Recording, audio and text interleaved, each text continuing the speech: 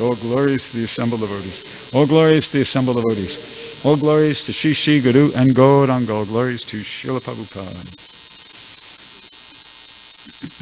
Om Namo Bhagavate Vasudevaya. Om Namo Bhagavate Vasudevaya. Om Namo Bhagavate Vasudevaya. So reading from the Srimad Bhagavatam, 2nd Canto, Chapter 6, texts 13 through 16. So we'll chant 13 together, and then I'll just do 14, 15, 16, and read the word-for-word translation and the purport. Okay. Aham bhavan bhavaschaiva. Aham bhavan bhavaschaiva. Ta ime munayo graja. Ta ime munayo graja. Sura sura nara naga. Sura sura nara naga. Kaga mriga sadisripa. Kaga mriga sadisripa.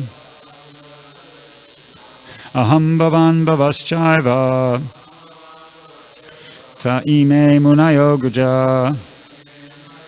Sura sura nara naga. Kaga mriga sadisripa. Maharaj.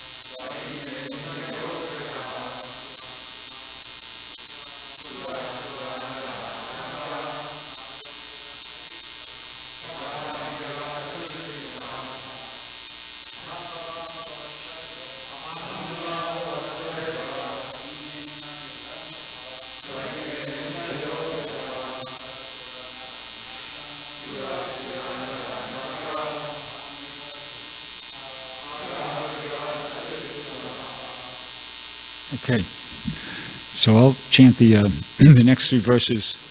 Oh, lady, sorry, Mata.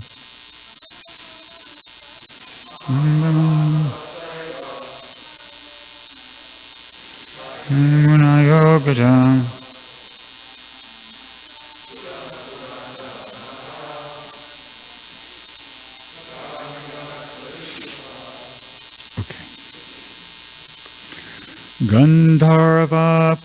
Gandharvapsaraso yaksha raksho bhuta gano raja pasava pitara siddha vidyadras drima anyecha vividha jiva jalastala nabaukasha graharksha ketavas taras taditas tanayitnava Sarva Purusha Evadam Bhutam Bhavyam Bhavachayat Tanedam Avritam Vishvam Vittastim Adhitishtati Aham, myself. Bhavan, yourself. Bhava, Lord Shiva. Cha, also. Eva, certainly. Te, they. Imi, all. Munaya, the great sages. Agraja, born before you. Sura, the demigods. Asura, the demons. Nara, the human beings. Naga, the inhabitants of the Naga planet. Kagaha, birds. Mriga, beasts. Sarisripa, reptiles. Gandharva Apsaraha. Gandharva Apsaraha. I'll do this one. I'll do it and we'll just say the translation together, okay? It's Gandharva Apsaraha Yaksha Raksha Bhuta Gana Uraga Pasava Pitara Siddha Vijidhara Charana. That's all inhabitants of different planets. Thank you. Drumaha, the vegetable kingdom. Anye, many others. Cha, also. Vividha, of different varieties. Jiva, living entities. Jala, water. Shtala, land. Naba Akasha, the inhabitants of the sky, or the birds. Graha, the asteroids. Riksha, the influential stars. Ketava, the comets. Tara, luminaries. Taditaha, the lightning. Staniyitnavaha, the sound of the clouds. Sarvam, everything. Purushaha, the personality of Godhead. Eva idam, certainly all these. Bhutam, whatever is created. Bhavyam, whatever will be created. Bhavat, and whatever was created in the past. Cha, also. Yat, whatever. Tena idam, it is all by him. Avritam, covered. Vishvam, universally comprehending. Vitastim, half a cubit. Adhishtati, situated. Translation and purport by His Divine Grace, A.C. Bhaktivedanta Swami Srila Prabhupada. Beginning from me, Brahma, down to you and Bhava, Shiva, that is, all the great sages who were born before you, the demigods, the demons, the nagas, the human beings, the birds, the beasts, as well as the reptiles, etc., and all the phenomenal manifestations of the universes, namely the planets, stars, asteroids, luminaries, lightning, thunder, and the inhabitants of the different planetary systems, namely the Gandharvas, Apsaras, Yakshas, Rakshas, Bhutaganas, Uragas, Pasus, Pitas, Siddhas, Vijidharas, Charanas, and all of the different varieties of living entities, including the birds, beasts, trees, and everything that be, are all covered by the universal form of the Lord at all times, namely past, present, and future. Although He is transcendental to all of them, eternally existing in a form not exceeding 9 inches. So that was Lord Brahma speaking to his son, Narada Muni. So here's Srila Prabhupada's purport. He says, the Supreme Personality of Godhead, by His partial representation, measuring not more than 9 inches as Supersoul, expands by His potential energy in the shape of the universal form, which includes everything, manifested in different varieties of organic and inorganic materials. The manifested varieties of the universe are therefore not different from the Lord, just as golden ornaments of different shapes and forms are not different from the original stock reserve of gold. In other words, the Lord is the Supreme Person who controls everything within the creation, and still He remains the supreme separate identity, distinct from all manifested material creation. Actually, you'll find something interesting in this purport. It's like a double purport in the sense that Prabhupada makes a series of points, and then there's like a sentence break, and then he's going to make those same points again. So listen carefully and you'll hear what I'm talking about. Okay, you just heard that analogy about the gold and the gold mine. Okay, you're going to hear this. Anyway, I'll keep reading. So Prabhupada goes on to say here, he says, the Supreme Person who controls everything within the creation, He still remains the same supreme, separate identity, distinct from all manifested material creation. In the Bhagavad Gita, chapter 9, text 4 and 5.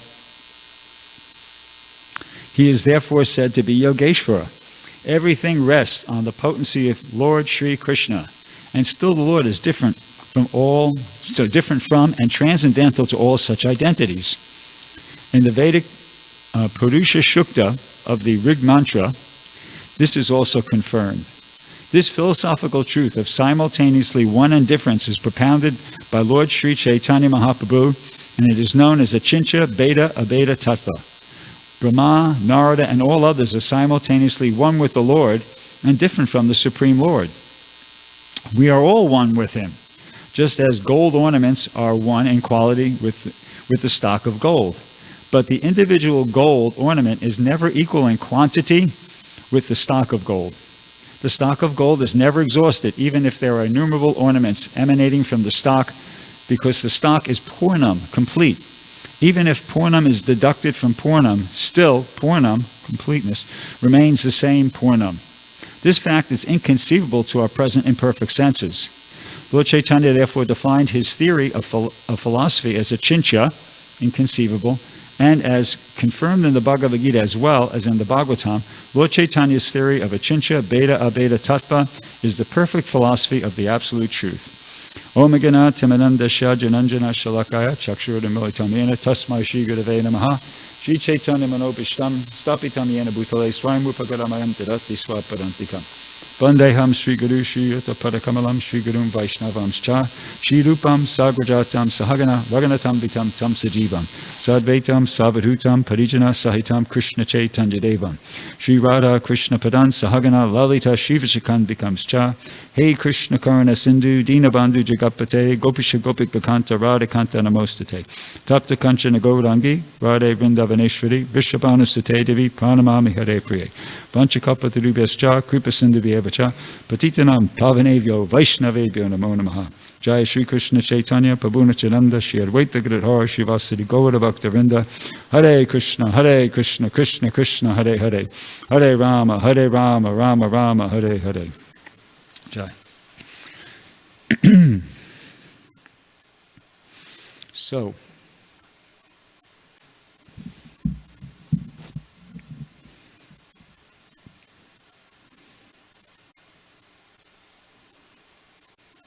the manifested varieties of the universe are therefore not different from the Lord.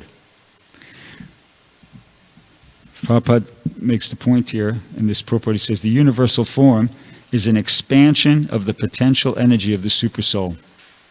So, in other words, what we're hearing here in this beginning part of the purport is that the ultimate source of everything, organic, inorganic, alive, dead, animate, inanimate, whatever, it's spiritual. Idam hi vishvam bhagavani vetaro. That, this material manifestation is non-different, in a sense, from the Supreme Personality of Godhead. What we're experiencing are derivatives of His energy. Parasya Shaktir Vividhai Vishruyate. Derivatives of it. Everything that we're experiencing is derived from that original source of energy, Krishna, the Supreme Personality of Godhead. And it's pointed out later in the purport that Krishna is churning out these creations. All these energies are coming out of Krishna, but they're unlimited. There's no limit. And the far I think about it is, it's inexhaustible. In other words, even the sun, but the sun's not the best example, because the sun's a pretty good example of inexhaustibility as well. But, ordinary things like a fire, a regular fire, okay? If you don't supply fuel to it, at some point it just runs out. Usually something runs out, but Krishna doesn't run out. Krishna is putting out all this energy in the form of the material worlds and the spiritual worlds, and he's not diminished. He's not diminished by the output. He just keeps putting it out. And that's pretty incredible. And it's actually, Prabhupada makes the point in the purport that it's inconceivable. He says, actually, what does he say? He says, this is inconceivable to our present imperfect senses. So it's achintya. It's referred to as achintya. So we have to accept it. It's not a problem. not a problem. Achincha is not a problem for us because we accept it. Just like Jiva Goswami said, unless you can accept the Achincha Shakti of the Supreme Lord, that's it. You're at a dead end. You don't go any further. So we accept it. Actually, that's not that big a deal for us because we've already accepted. By the time we're getting to hear this aspect of the philosophy, we've already accepted that there's a supreme being who's got an eternal body of blissful knowledge and is the ultimate, the original cause of all causes. So if you can accept that, this is just like hop, skip, and a jump. It's not much more. It's like icing on the cake. It's fine. No problem for us. So the thing that I was attracted to or found interesting here in this purport, well, the whole purport, of course, is interesting, but this particular section here, where Prabhupada makes this statement, he goes, Narada and all others are simultaneously one with the Lord and different from the Supreme Lord. We are all one with him, just as the gold ornaments are one in quality with the stock of gold. We are all one with him. So, I get this feeling, I don't know if this is just me speculating, but Prabhupada is kind of intellectual and emotional at the same time. I think Prabhupada actually on one occasion he said, these purports are my emotional ecstasies. So when I read these purports, I'm always hearing the philosophy, but sometimes I kind of feel like there's like some sort of emotional ecstasy kind of injected in there. I kind of felt that when I was reading this point here. And anyway, where I'm coming from is this, that, the living entity, I don't think it's just me, I think it's the nature of the living entity in general. We're a little bit egocentric. Not in a negative sense. I mean in this sense, that we want to know, where do we come into the picture? Where do we come into the picture? That's legit, right? Because we are we. So we want to know, where do I come into the picture? And that this sentence kind of like triggered that off in me. That feeling of, that wanting to know, where do we come into the picture? We're all one with him. Well, but in what sense? How? Well, this is my way of understanding all this. And, to quote our current President of the United States, maybe some of you have already heard him say this half a dozen times. This is, here's the deal. Have you heard him say that? Here's the deal. Anyway. So Krishna, it's explained in the, Vedic literatures, I don't know which one, but Krishna's one. It's Krishna's the beginning point, okay? There's a Vedic aphorism, or in the Vedanta Sutra perhaps, Eko Bahusham. Krishna is one. And, it all starts off from him. And Krishna expands. And he expands as himself. That's Vishnu Tattva expansions. And he also expands as living entities, the jivas, us, right? Swamsa and Vibhinamsa. Okay, why? Well, Krishna likes relationships. Krishna likes loving relationships, and that's the reason why he expands. Anandamaya Vyasat. He wants to enjoy that that pleasure of having a relationship, and that's actually the reason for Lord Chaitanya. Actually, I'll just try to support this with a bit of Shastric reference here. This is from a purport to I'll just tell you exactly where it's from. It's the third canto, chapter 31. That chapter is entitled Movements of the Living Entity, and this is text 38. So in that purport, in the second paragraph of that purport, Prabhupada says, the Lord is the supreme person, supreme male, the supreme male. As a common male wants to be attracted by a female, that propensity similarly exists in the supreme personality of Godhead. He also wants to be attracted by the beautiful features of a woman. Now the question is, if he wants to be captivated by such a womanly attraction, would he be attracted by any material woman? It is not possible.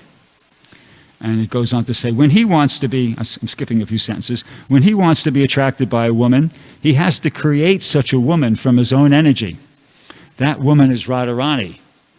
It is explained by the Goswamis that Radharani is the manifestation of the pleasure potency of the Supreme Personality of Godhead.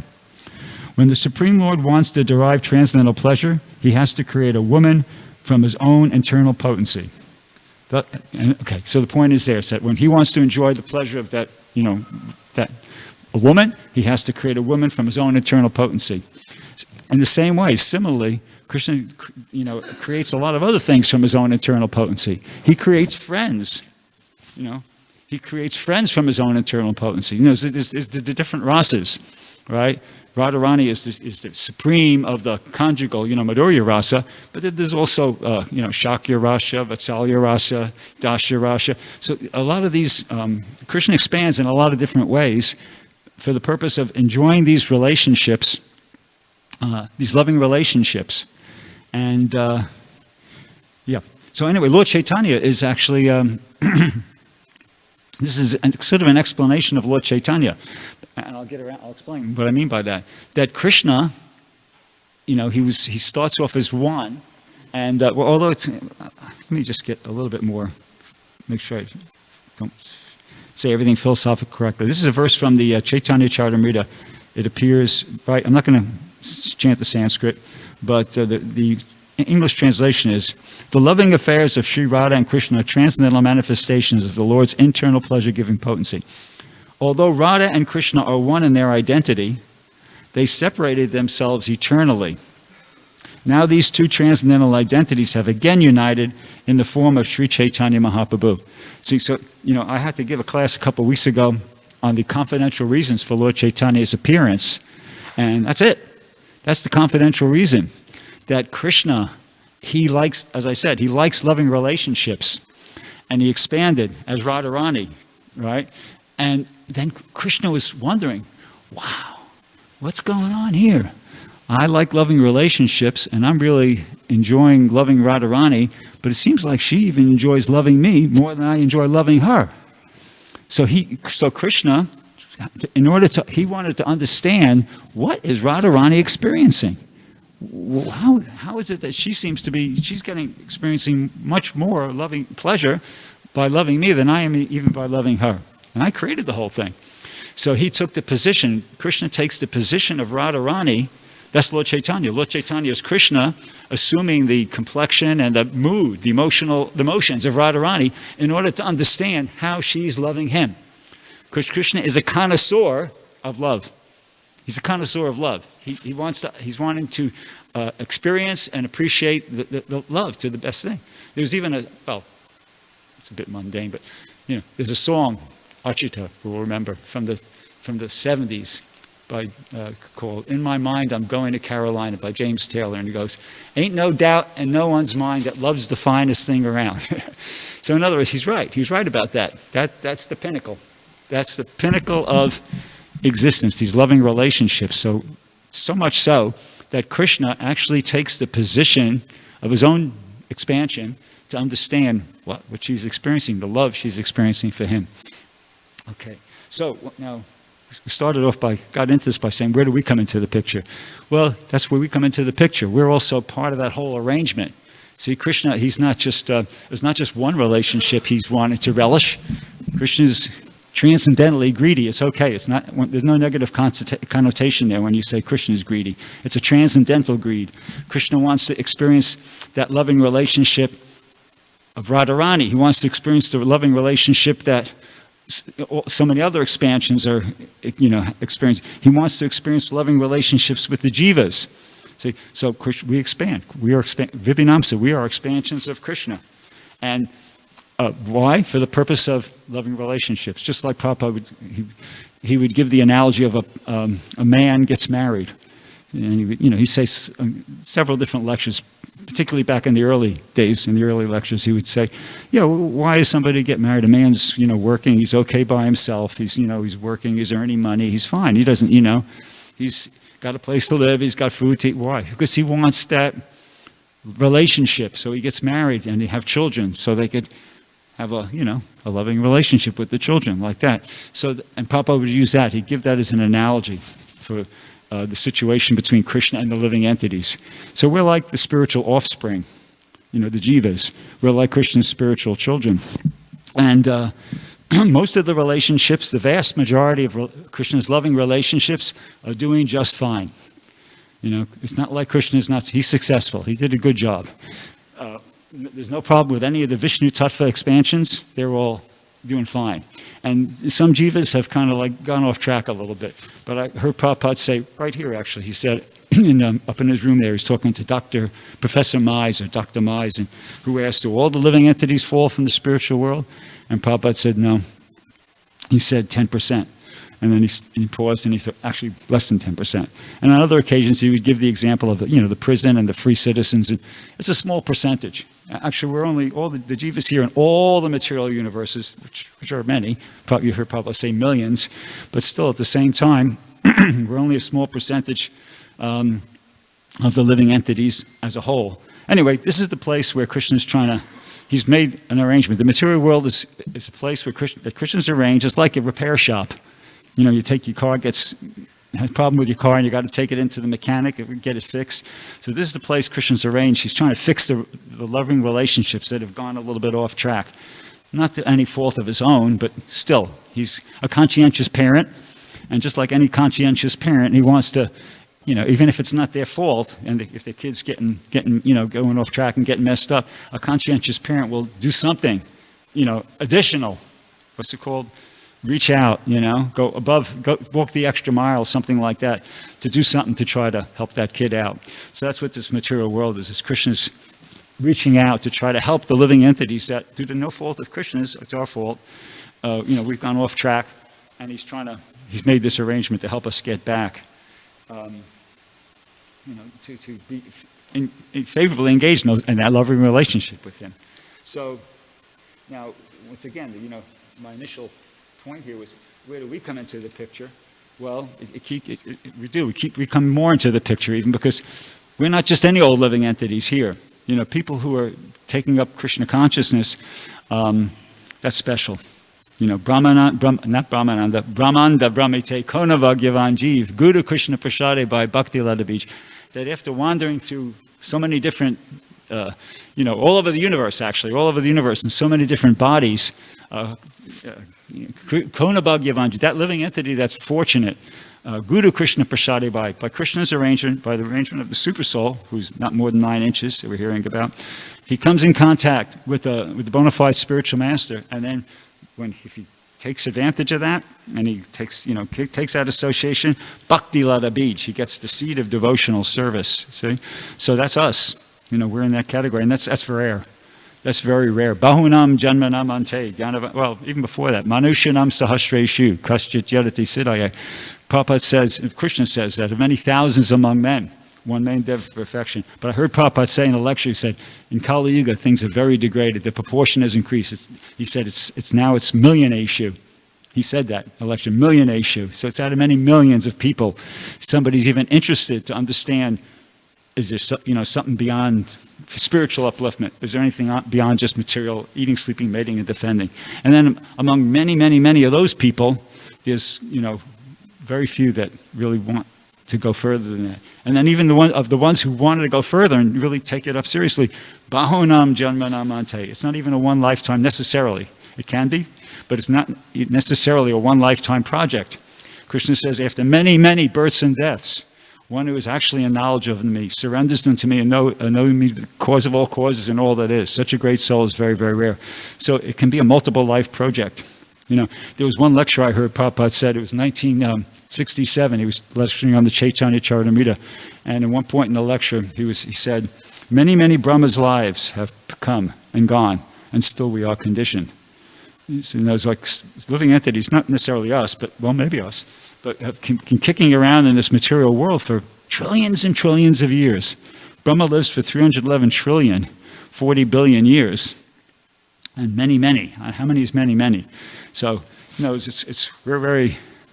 should count our blessings, as the expression goes. Here we are, sitting here in the Hare Krishna temple.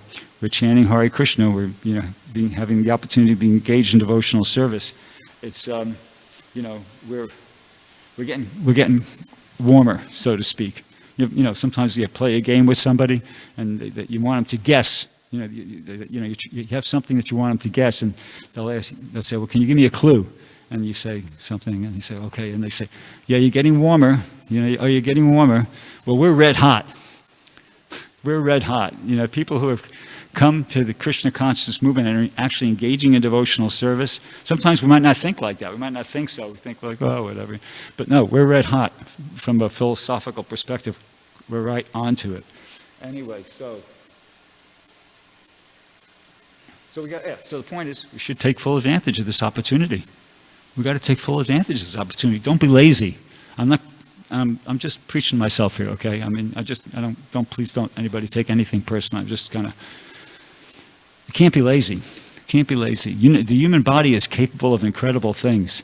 Do you know that there are human beings, not a lot of them, but there are human beings that could run 26 miles in under 2 hours. That's less than 5 minutes a mile. We have any athletes here? Everybody's done a little bit of running. You know what it takes to run 1 mile under 5 minutes? I never could. That was faster than the fastest mile I ever ran. That's really something. You're moving. If you run a mile under 5 minutes, you're moving, okay? I'm just telling you this so you get an idea what the human body is capable of when you put your mind to it. There are human beings that run 26 consecutive miles, boom, one after the other. No stop. Each one under 5 minutes.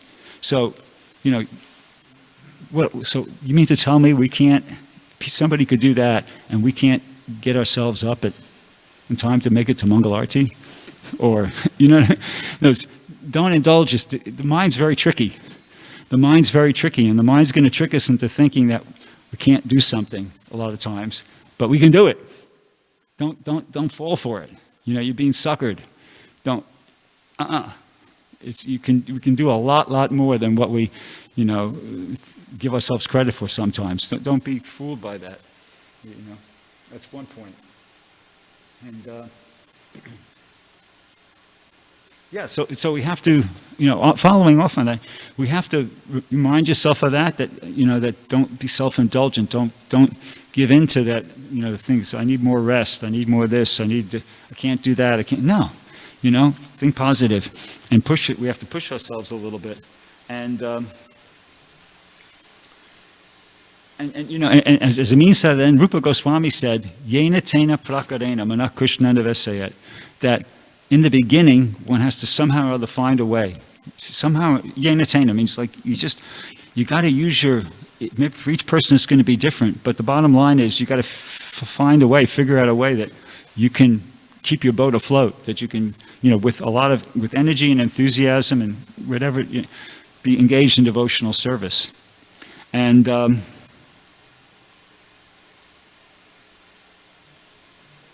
one thing that, Prabhupada did that. Prabhupada himself, he walked, he took massages twice a day. And somebody could say, well, wait a second, what about that verse in the first canto, Tasheva Haito Prayateta Kovida? I can't remember the rest of it, but it goes that, yeah, it's all predestined, just like the stress is predestined, the happiness is predestined. So just engage in devotional service, and what do you have to, there's no need to do anything other than just devotional service, everything, because all the happiness and the stress is predestined. Well, yeah, that's there in the Shastra, but Prabhupada himself, somebody could say, well, then why did Prabhupada walk? Why did Prabhupada walk every morning? Why did Prabhupada get 2 massages a day?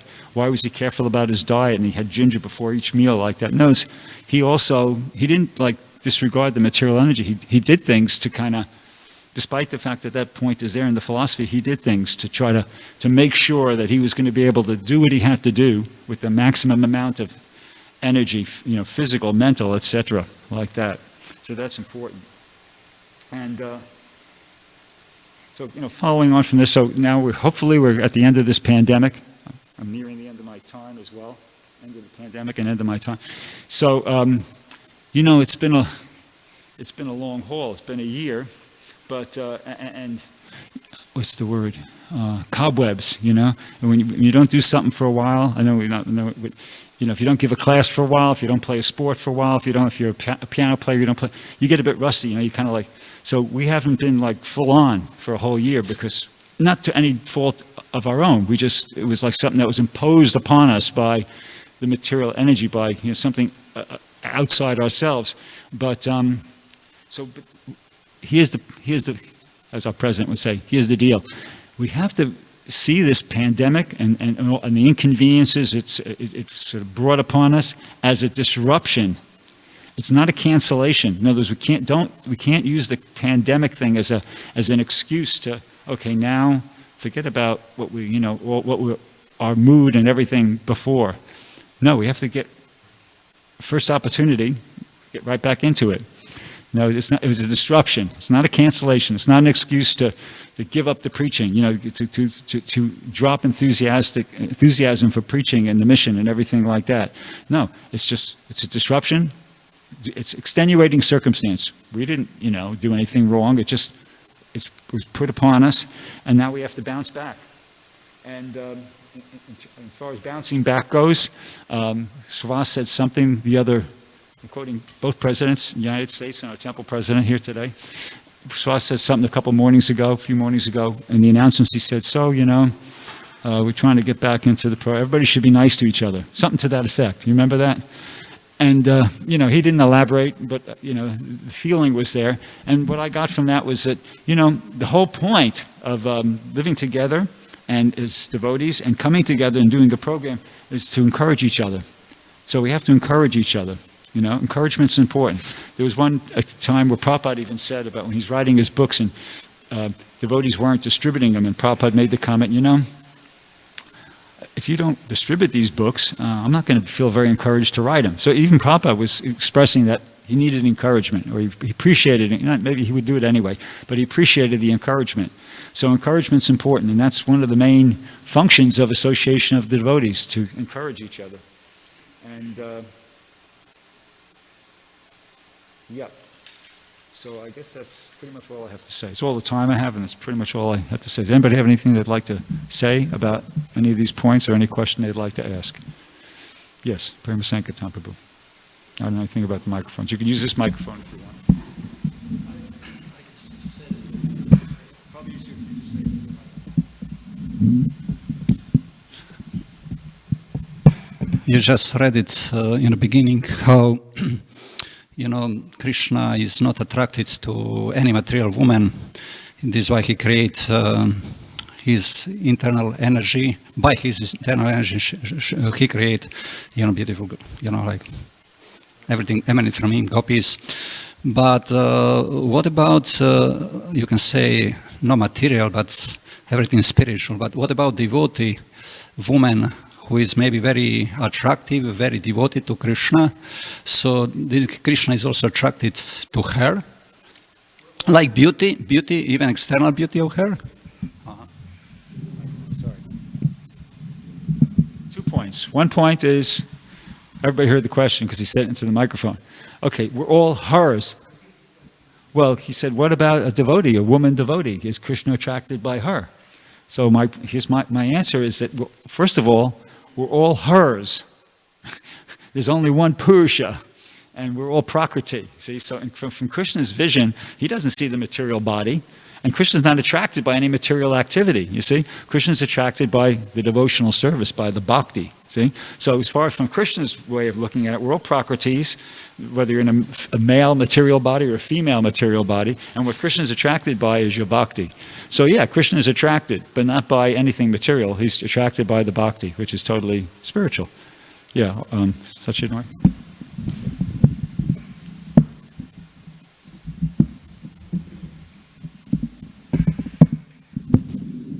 Thank you, Prabhu. Very nice presentation. I'm just echoing what you're just saying now.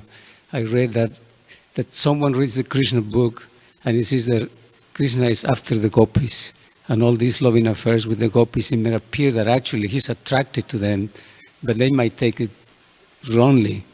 Actually, no, he's attracted because of devotional service. He's attracted to their devotional service.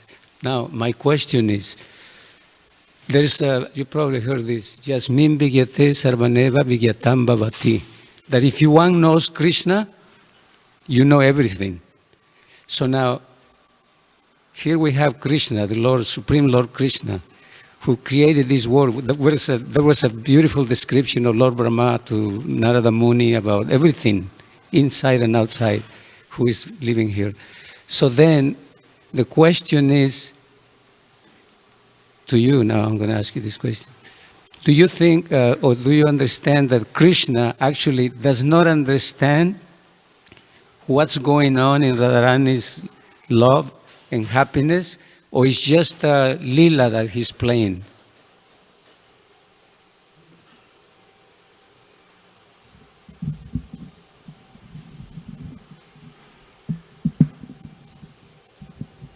Well, the honest answer, I never thought about that very much. But right off the top of my head, I'd just say, well, I mean, I guess he kind of has an idea, but he wants to relish it. So for the purpose of relishing it, it's not like he totally, I don't really know, okay? It's my honest answer. I'm speculating. I would say intellectually he maybe can understand, yeah? But in order to relish what she's experiencing more, he takes our position.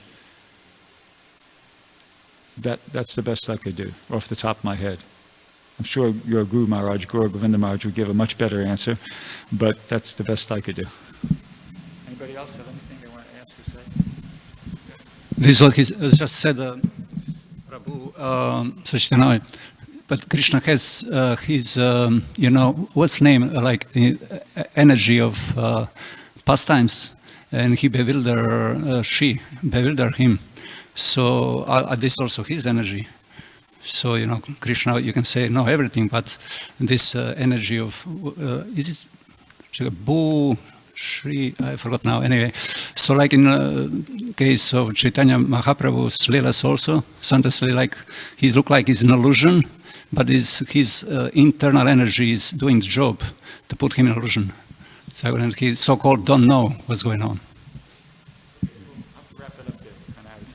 Control Srimad Bhagavatam ki jai, Srila Prabhupada ki jai.